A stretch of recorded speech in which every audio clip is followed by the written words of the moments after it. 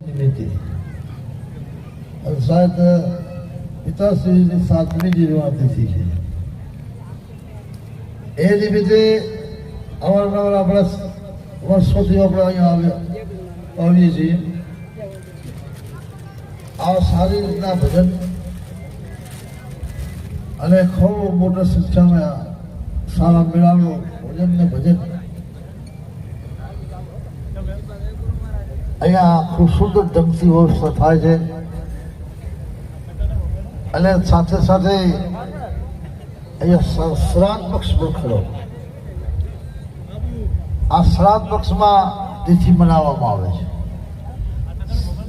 એમ જ પણ શ્રાદ્ધ પક્ષમાં માતા પિતાનો શ્રાદ્ધ નિમિત્તે કાર્ય કરવાથી પણ ફરજ પડે છે.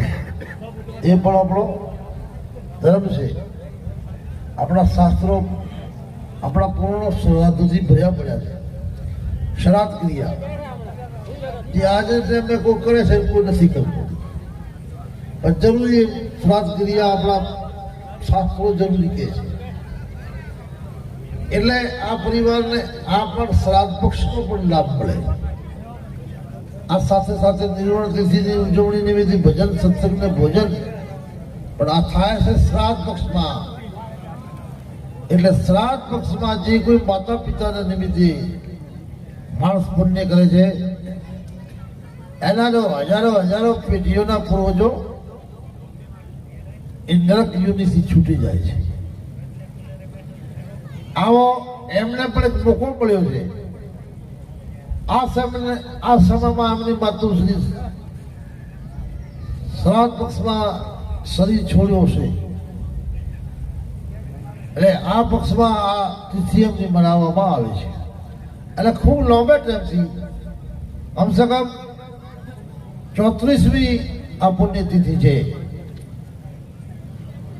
વરસાદનો ટાઈમ હોય, ચોમાસાનો સમય છે, ત્યારે ક્યારેક વરસાદે ખૂબ પડતી હોય છે, પણ છતાં જે આ લોકો પોતાનો પર્ણનો જે નેમ છે એને જાળવી રહ્યા છે.